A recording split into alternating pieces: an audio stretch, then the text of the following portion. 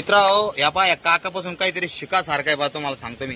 या पा हे काका एवढ्या उन्हात येऊ राहिले, एका साईडनं पॅरलिस झालेला आहे पा त्याला. थांबा थांबा काका, काय झालं, कुठे गेलते कामाला? काय काम करता तुम्ही?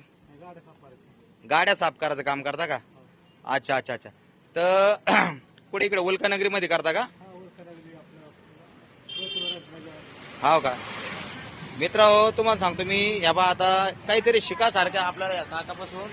यांना वन साईड ही जायले का, ही साईड पूर्ण जायले पा मित्रांनो यांची. यांना पॅरलिस झाले. पहिले इकडे या तुम्ही, सावलीत द्या मित्रा, याला सावलीत घ्या तुम्ही पहिलं. जय भीम जय भीम. इथं बसा बसा बसा, इथं बसा थोडं, बसा इथं निवांत मसाले, थोडं दम खा.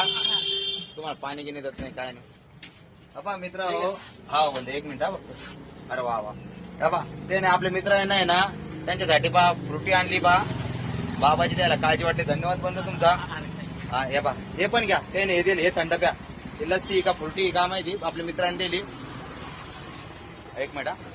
तर मित्रांनो या बा इतकं उन्हातानामध्ये काका आहे ना गाड्या धुवायचं काम करतात. एक साईडला त्यांना पॅरलिस झालेला आहे मित्रांनो. वन साईड त्यांची गेलेली पूर्ण, पण तरी सकाळी सकाळी ना पॅरलिस गाड्या धुवायचं काम करतात. गाड्या धुवून आता आले ते. आता तुम्हाला सांगतो आता घड्याळीत किती वाजले असं पहा तुम्हाला. आता एक मिनिट मी तुम्हाला टाइम दाखवतो. आता या बाई घड्याळीत दिसत तुम्हाला 1:30 वाजू राहिला. ते एवढ्या कडक उन्हामध्ये आता टेम्परेचर 41 आहे. आणि एवढ्या याच्यामध्ये ते ना उन्हात गाड्या धुवून धावून गाड्या पुसाचं काम करतात आणि स्वतःचा घरचं उदरनिर्वाह करतात मित्रांनो. खरं यांना सल्यूट आहे माझ्याकडून आणि तुमच्याकडून मी सल्यूट राहू द्या. कारण असे व्यक्ती जे खंबीर आणि खरे मर्द आणि खरे हिरो मानल्या जाते मित्रांनो. कारण विचार करा, त्यांना देवानं एक साईड त्यांचं पॅरलिस झाल्यामुळं त्यांना दुसरं काही काम करता येत नाही, तर गाड्या पुसाचं गाड्या धुवायचं काम करतात आणि घर चालवतात आपलं. तर जान मुलांना माझा या व्हिडिओ मार्फत हा संदेश आहे की तुम्हाला तर 2 हात आहे, 2 पाय आहे, 2 डोळे, तुम्ही धष्टपुष्ट आहे, तुम्ही तरुण आहे, जवान आहे, तरी सुद्धा तुम्ही लाचारीवाणी का जागता? लोकांना 10-5 रुपये मागून का परेशान करता? आई वडिलांच्या जीवावर का राहता तुम्ही?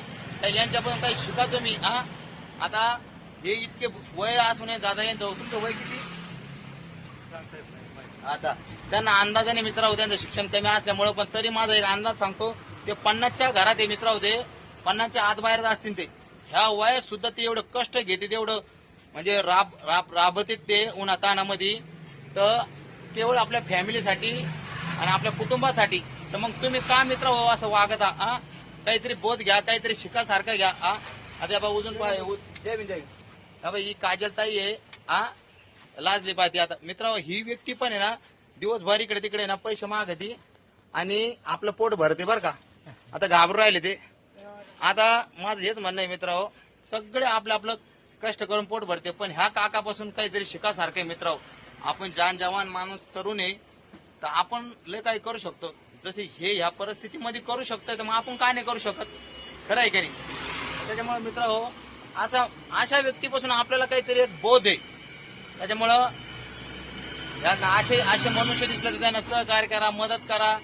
तुमच्या पैसे काही आसन तसन त्याला कम से कम पाण्याला तरी विचारा. एक माणुसकीच्या नात्यानं, जसं मी त्यांना आता उन्हातून सावलीत बसवलं, थोडं पाणी पाजलं, एक छोटंसं पुण्याचं काम केलं बा. तर तुम्ही बी करा मित्र हो आणि यांच्यापासून काहीतरी शिका. व्हिडिओ आवडला असेल तर लाईक फॉलो करा आणि सबस्क्राईबर करा. जय हिंद, जय महाराष्ट्र.